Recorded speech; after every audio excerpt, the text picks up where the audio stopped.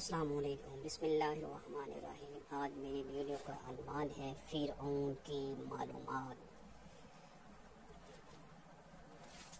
منفتح بالرمیسس ثانی بحر احمر میں غرق ہونے والا فرعون، جس کی طرف حضرت موسیٰ علیہ السلام کو نبوت دے کر بھیجا گیا۔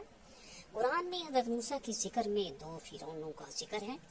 ایک وہ جس کے زمانے میں آپ علیہ السلام پیدا ہوئے اور جس کے گھر میں آپ نے پرورش پائی، اور دوسرا وہ جس کے پاس آپ دعوت اور بنی اسرائیل کی رہائی کا مطالبہ لے پہنچے تھے، اور جو بالآخر غرق ہوا۔ موجودہ زمانہ کے محققین کا عام خیال یہ ہے کہ پہلا فرعون رمیسس دوم تھا، اور جس فرعون کا غرق ہونے میں ذکر تھا وہ رمیسس دوم کا بیٹا منفتح تھا۔ اسی نے بنی اسرائیل کو گناہ بنا لیا اور ان پر ہر طرح کے مظالم کرتا تھا۔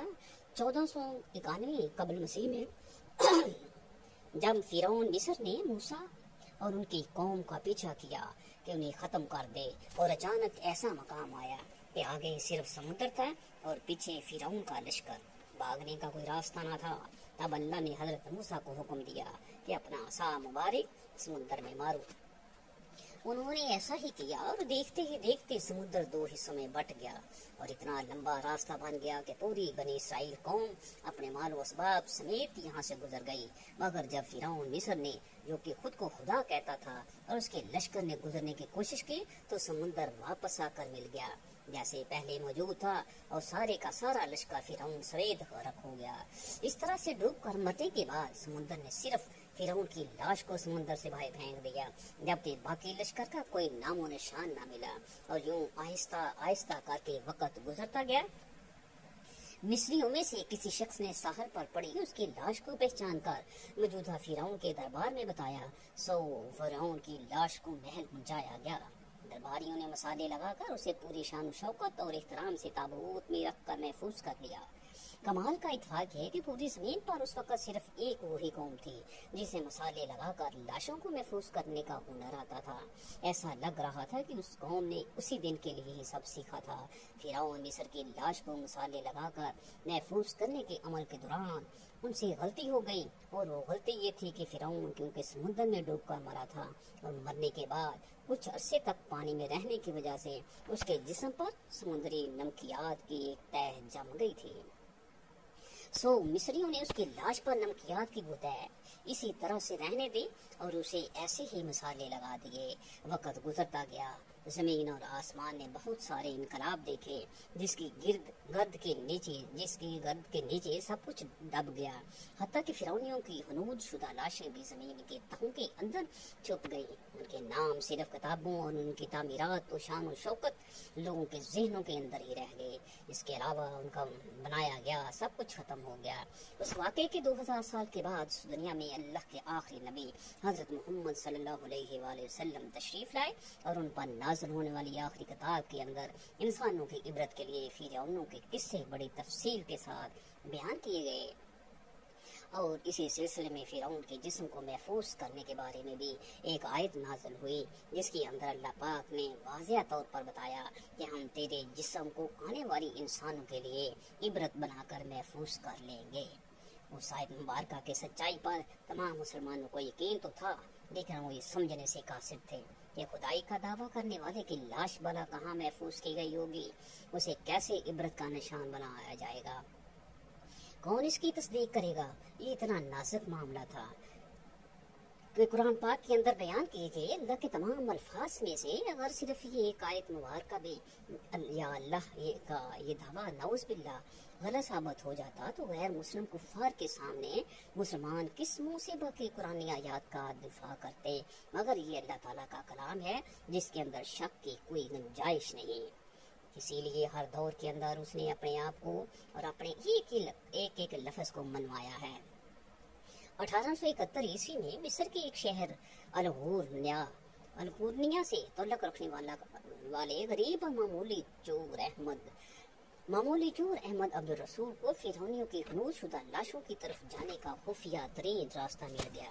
یہ بات اتنا چاہتا تھا کہ فرعونوں کی لاشوں کے ساتھ موجود قیمتی जेवरात यानी सोना चांदी हीरे मोती वगैरह को चुरा सके। ये दरियाए नील के किनारे ये दरियाए नील के किनारे तबीसा के मकाम पर बैठा मनसूबा बना रहा था कि जब उसे खुफिया रास्ते का पता चला और उसने ये जगह खोदनी शुरू की, उसी दौरान उसे मशकूक समझकर कुछ लोगों ने पकड़ लिया और पुलिस के हवाले कर दिया। बाद में वो जिस जगह को खोद रहा था वहां से मिलने वाले रास्ते की खुदाई की गई तो 1891 के अंदर दूसरी मम्मियों के साथ साथ उस गरक होने वाले फिरौन की लाश भी मिल गई। उसके कफन पर सीने के मकाम पर उसका नाम लिखा हुआ था।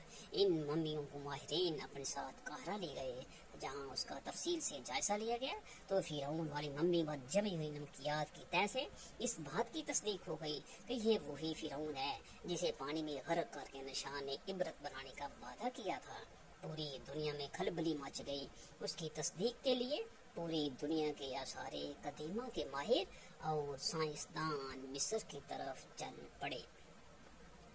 मुख्तलिफ साइंसी टेस्ट करने के बाद दुनिया भर के साइंसदानों ने तस्दीक कर दी कि दूसरी सब लाशों की निस्बत सिर्फ इस एक फिरौन की लाश पर ही समुद्री नमकियात की तह जमी हुई थी, जिसने उसे महफूज रखा और गलने सड़ने से बचा रखा। उस तस्दीक के बाद इसे फाइनली फिरौन की लाश करार देकर म्यूजियम के अंदर महफूज कर दिया गया।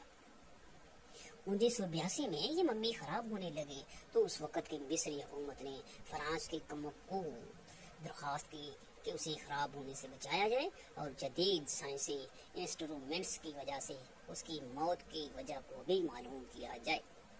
चुनाचे मिस्री और फ्रांसीसी हुकूमत ने मिलकर इस मम्मी को फ्रांस ले जाने का इंतजाम किया। जब फिरौन की लाश को फ्रांस पहुंचाया गया तो एयरपोर्ट पर उस दौर के फ्रांसीसी सदर बजाते खुद हुकूमत के तमाम आला ओहदेदारों, तमाम वज़राए और फौज के अफसरान के साथ उसके इस्तकबाल के लिए मौजूद थे। जी हाँ, फिरौन की लाश का इस्तकबाल किसी जिंदा अजीम बादशाह की तरह किया गया। फौजी दस्तों ने उसे सलामी दी और इसकी मम्मी को माहिर डॉक्टरों की टीम के हवाले कर दिया गया।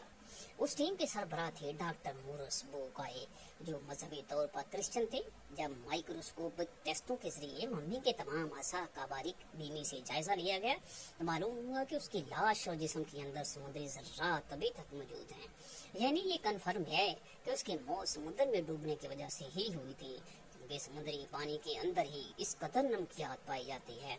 बहीरा अहमर में डूबने के बाद उसकी लाश फूल कर समुद्र पर तैरने और हमाम में फिरौन तक पहुंचने में काफी वक्त लगा होगा, जिसके दौरान में उसकी गोश्त पोस्ट में समुद्री पानी का नमक जज़ब हो गया होगा। ये नमक उसकी लाश को हनूत करते वक्त खारिज नहीं किया जा सकता था। 3000 बरस के दौरान में ये रफ्ता रफ्ता उसके जिस्म से खारिज होकर एक तह की सूरत में जम गया और जब पट्टियां खोली गई तो नमक उस पर जमा हुआ पाया गया। मगर एक बादशाह की मौत पानी में डूबने की वजह से हो, ये सोचना अपने आप में बहुत ही हैरत अंगेज सवाल है, क्योंकि ऐसी अजीम बादशाह अपने साथ नरम बिस्तरों पर खूबसूरत लिबासों में सोने चांदी हीरे मोतियों के साथ बड़े एजाज के साथ दफन किए जाते हैं और यूं मरने के बाद दफनाने तक उसके शान और शौकत इसी तरह से कायम रहती है जैसे जिंदा बादशाह की डॉक्टर मोरिस के लिए यह भी एक हैरत की बात थी। और इसी तजस्सुस में उसने उस मम्मी के बारे में मज़ीद जानने की कोशिश की तो उसे मालूम हुआ कि इस बादशाह की मौत के हालात मुसलमानों के नबी हजरत मोहम्मद सल्लल्लाहु अलैहि वसल्लम पर नाज़िल हुई किताब कुरान पाक के अंदर आज से 1400 साल पहले तफसील से दर्ज है। उसे पता था कि जहाँ से ये लाश मिली है वो एक इस्लामी मुल्क है। चुनाचे तजस्सुस के हाथों मजबूर होकर वो मिस्र पहुंचा। क्योंकि ये एक साइंसदान था, इसीलिए उसने मिस्र के एक साइंसदान से मुलाकात की, जिसने उसे कुरान पाक खोल का सूरह यूनुस की आयत 90 ta 92 का तर्जमा लफ्ज़ ब लफ्ज़ सुनाया, जिसमें फिरौन की खुदाई का दावा, उसका पानी में डूब कर मरना और फिर पानी से निकाल कर उसकी लाश को महफूज करने का वादा अल्लाह ताला ने वाज़ेह तौर पर किया हुआ है। उन कुरानी आयात का इशारा बिल्कुल वाज़ेह था और सिर्फ एक जानब था कि तुझे मैं मरने के बाद आने वालों के लिए महफूज करके इबरत का निशान बना दूंगा। डॉक्टर मोर्स ने जब उस कुरानी आयत का तर्जमा पढ़ा तो बेइख्तियार चला उठा कि बिल्कुल कुरान सच्ची किताब है, उसका एक एक लफ्ज़ और अल्लाह के पैगंबर हज़रत मोहम्मद सल्लल्लाहु अलैहि वसल्लम सच्चे हैं। उसी वक़्त कलमा पढ़ा और मुसलमान हो गया। कदीम मिस्र के इस फिरौन को आम तौर पर एक तिलिस्माती बादशाह के रूप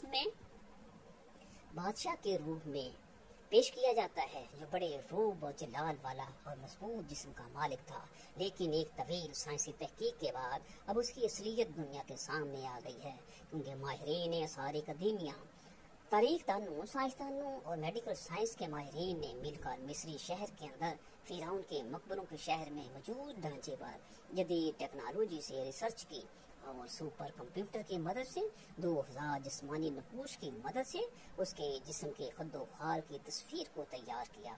तो मालूम हुआ कि ये फिरौन कदरे नाजुक जिस्म का मालिक था। उसका बायां पांव टेढ़ा था और बीमारी और कमजोरी की वजह से वो छड़ी के सहारे चलता था।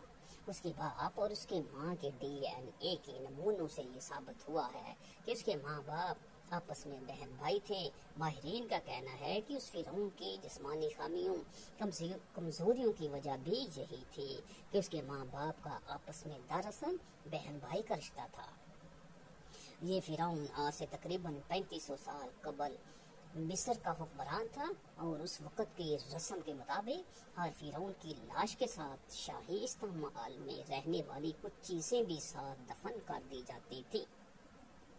फिरौन की लाश इबरत के लिए ऐसे महफूज करके दुनिया के सामने रख दी गई है कि आज इंटरनेट पर, अखबारों, टीवी चैनल्स पर करोड़ों अरबों इंसानों की आंखों के सामने काबिल तरस हालत में मौजूद है। किस लिए? इबरत के लिए, सोचने के लिए कि इबादत के लायक और हमेशा रहने वाली सिर्फ एक ही ज़ात है, जो कि सबका खालिक और मालिक है, सबका राज़िक है। और अगर दुनिया के इंसानों में वाकई को खुदा मौजूद है तो अपनी कौम को तबाह होने से पहले खुद को ही अल्लाह के अज़ाब से बचा कर दिखा दे।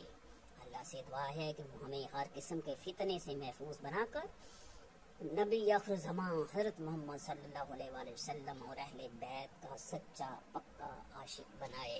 आमीन।